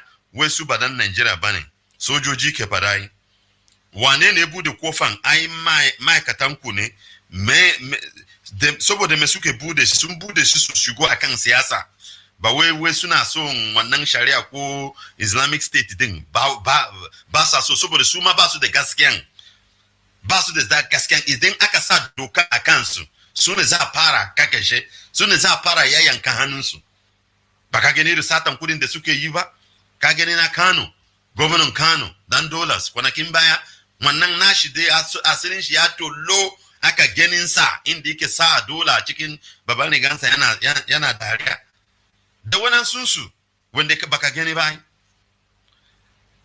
su ne suke bude kofan su ne suke sa ISWAP sun shigo yanzu sojoji suna kuka suna ihu suna gaya mota ne ga abin da yake faru wane ne yi wannan abin yan majalisa jama'a a ran zan kawo wannan magana da karshe dai amma idan kana da kunne kuma idan kana da zuciya mai kyau zaka gane wai gaskiya ne wai wazin da ina gaya maka ai gaskiya ne ba an sa wani abban cire ba yan siyasa ne damuwanku kuma lokacin in ba ku tashi ba da karfi da yaji kowa ya doka wukansa da bundigansa kana ganin yan siyasa da family dinsu ana kashe su abu bare yi kyau ba za ku zo na arewan da lamban ku kun ce lamban ku ai 140 kamar da wani ya fara ko 150 ne ko da 16 ne ya fara da lamban amma bara ku za ku zo ma girman kobo dai inji wata ajiya ya ce wai shi Nigeria an girman kobo ai abin da za ku zo ma yi ga inda kuka ga fili ga inda za a yi gona ga komi da komi amma kowane shekara a fito a ce arewa ai talakawa ne ga miliki kuke yi ga irin kudin Biafran da ana sata kudin mai da ana sarwa ana sata amma har yanzu ka je ga almajiri kaman kura ko ina ne ga almajiri ya kamata wannan almajiri a sata a cikin aiki zai zoma amfani zai kawo amfani a cikin gari zai taimako abin da ana kirya economy idan ka koya mishi aiki a cikin wani factory inda ana jara mota inda ana jara baburu inda ana jara keke inda ana jara wannan su abu shi yana da kokola idan ka koya mishi dole ne ya gane gobe kuma zai zoma baban amfani a arewa kuma a duniya gaba daya amma idan ba a yi ba ka bar shi ba abin shi dai bambancin su da akwai aikadan ne anan zan kawo wannan magana da karshe idan kana da zuciya zaka yi da magana data kuma an ji makadan hanyar mu zai bude idan kana da wani magana zaka iya kiriya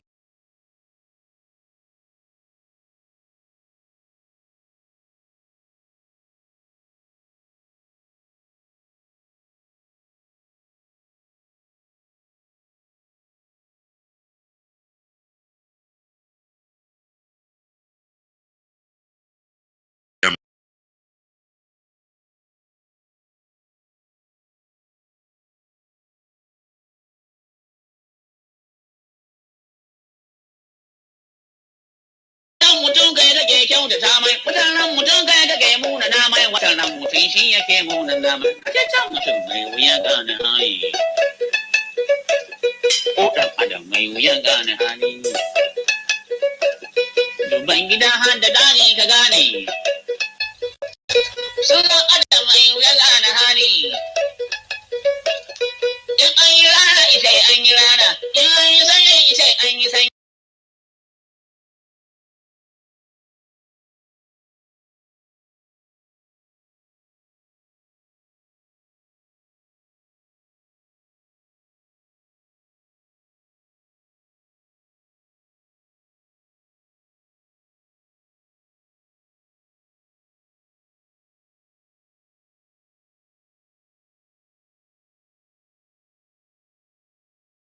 in an yi ruwa ita an yi ruwa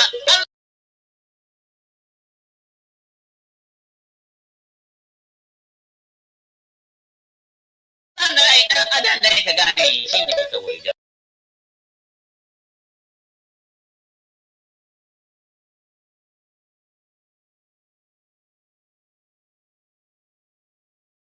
ke iya mai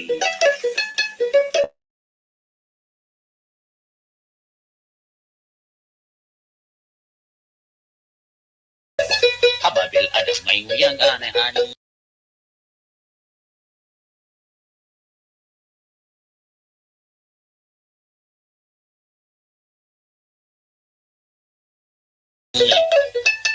This is Radio Biafra Hausa service to coming to you from the platform of Radio Biafra London under the leadership of one and only Onyendu Mazi Nwachineke, Ohamadike, one of Biafra land.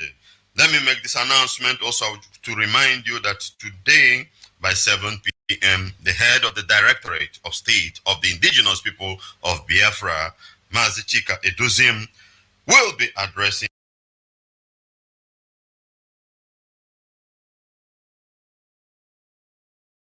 us by 7 p.m. Make sure you are awake. Make sure you are free.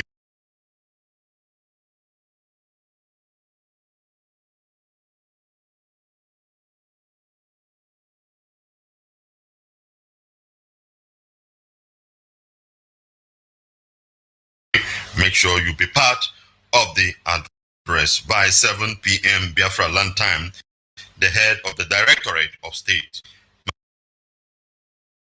Mazi Nwachineke, will address Biafrans all over the world.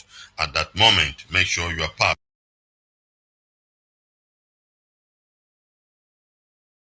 of this message that is coming up. Very, very important. Very, very important. Our lines are open right now. You can call in +183-263-73499. It's just straight to the point because we don't have time. Just want to make sure you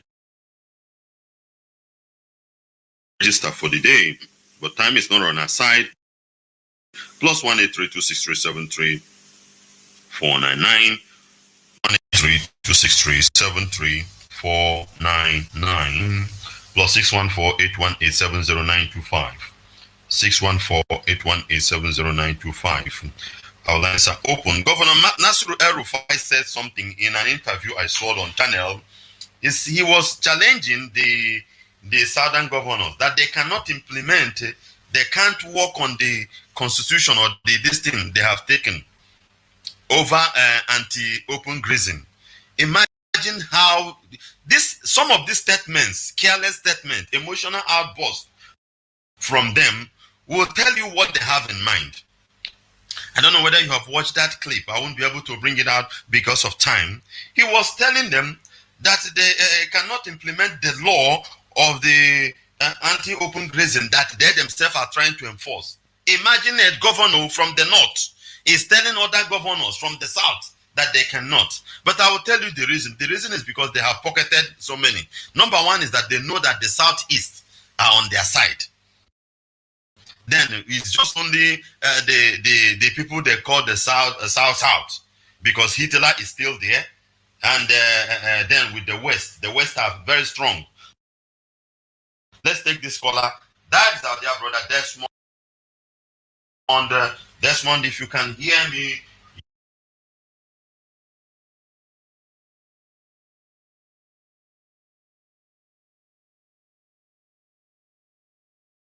you are live on air right now, straight to the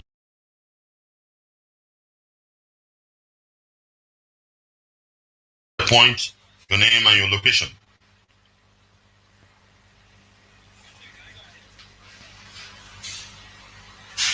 I don't know if Desmond can hear me.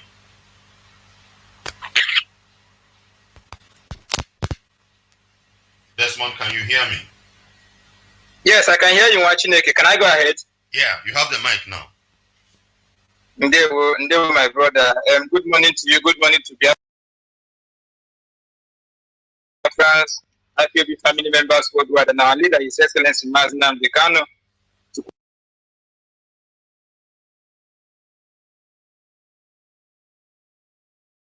I bless you and be with you. Lead us to Biafra and to eternity. Mazi, let me just give out this announcement from IPOB in Italy.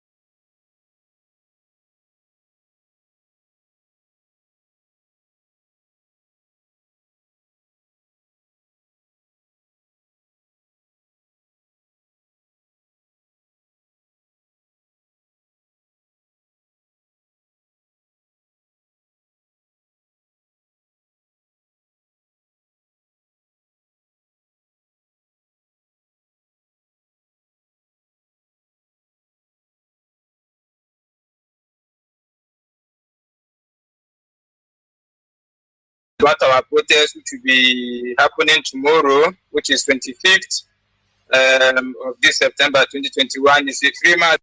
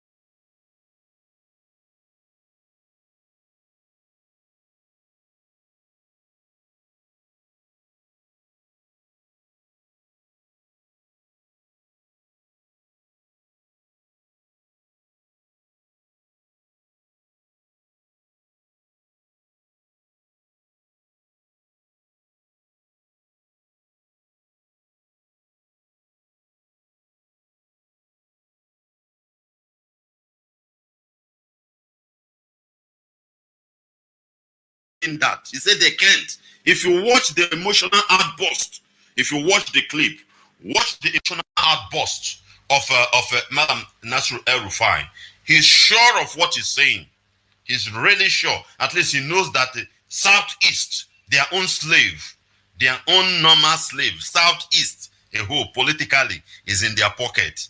Then this little Hitler in the so-called South, and maybe Akwa Ibom and whatever, they know how to handle it. Okowa is just talking on his own.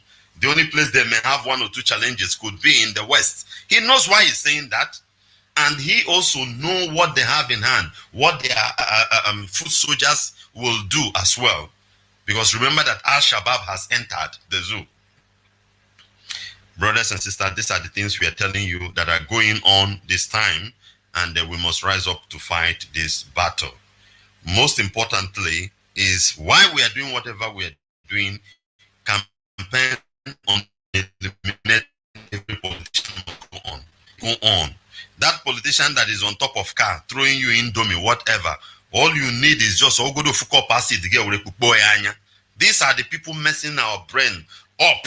And record there whereby he has already told Awudu, Ali, Ahmed, Isiaka in the north in Kano, say I have crowd is following me. That is why he'll be throwing you indomie in a hell. Most of us don't have brain. We don't have brain, we don't listen, we don't calculate. He want to give you food, to throw you indomie from the money he steals from the land. All those people work with the kawaii issue there.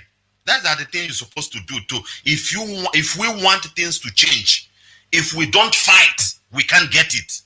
Or when he born megoro before, no kata no, or bad person are good people.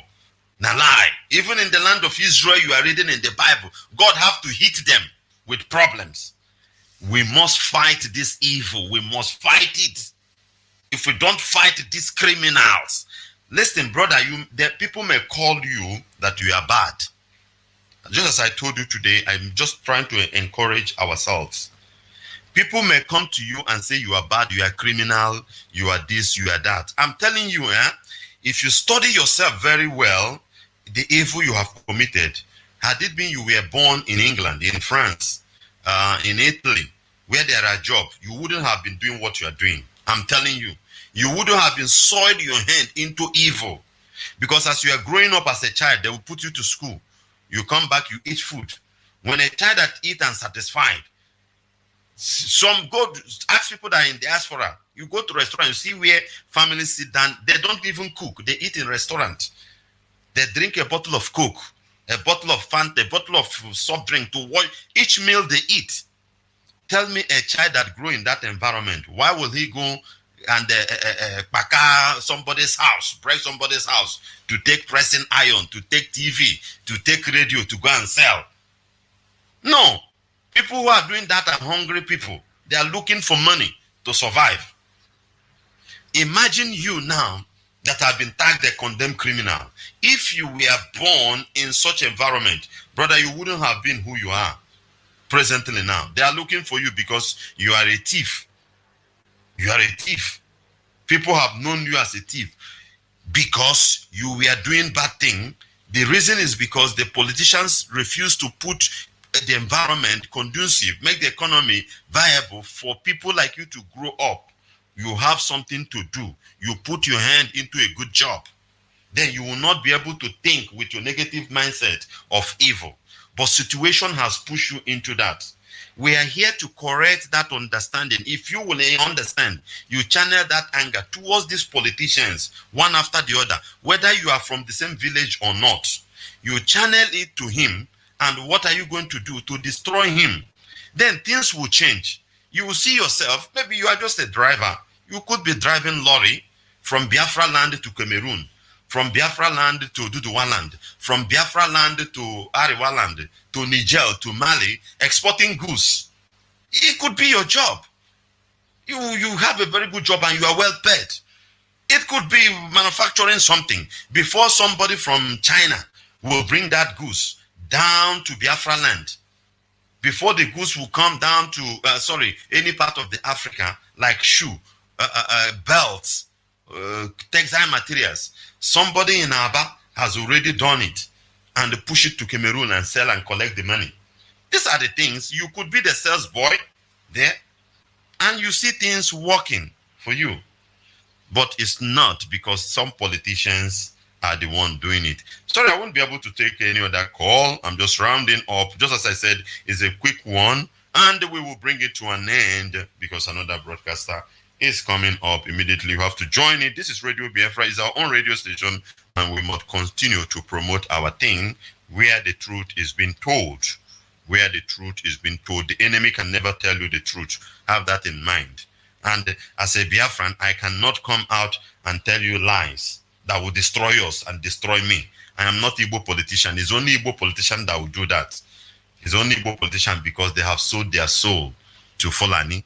They have sold their soul to Fulani, so they are no more human. So thank you very much, Ahmed. Most High Jehovah Elohim bless us all as we continue to press on for the disintegration of this British abominable contraption called Zoological Republic, and for the restoration of the nation, the kingdom of God here on earth, which is Biafra.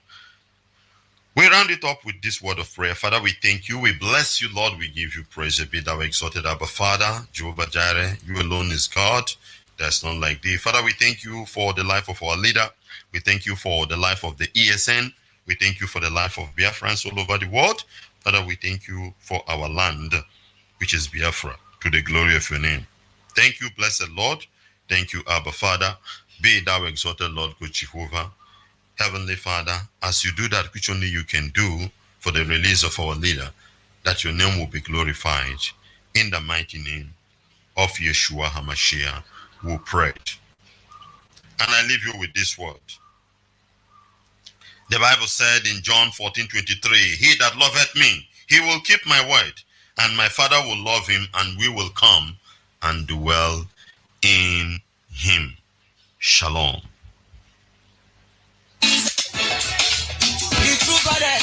Taskies on it. When Nigeria they go Sigis and Gaza, Biafrans are calling for freedom. Nigeria they go Sigis and Gaza, Biafrans are pleading for freedom. When Nigeria they go Sigis and Gaza, Biafrans are calling for freedom. Nigeria they go Sigis and Gaza, Biafrans are pleading for freedom.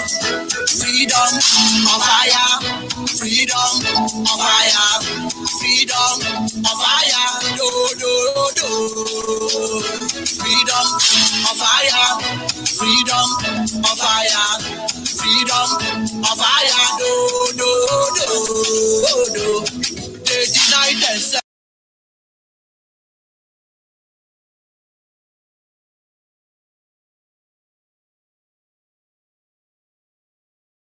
They deny themselves.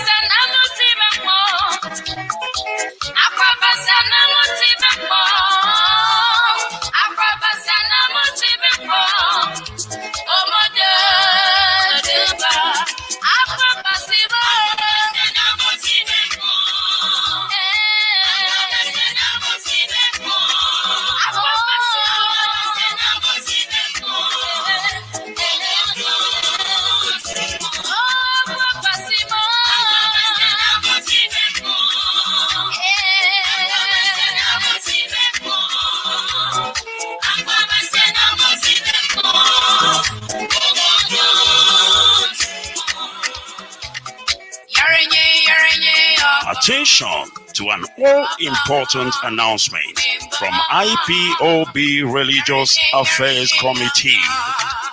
There will be 3 days fasting and prayers for IPOB/Biafras worldwide from Sunday the 12th to Tuesday the 14th of September 2021. Atonement follows from evening of 15th to evening of 16th September 2021. 10. Smite the ground more than 3 times for total victory against all our enemies. The book of Ezekiel 21, 14, and 2 Kings 13, 18 to 19.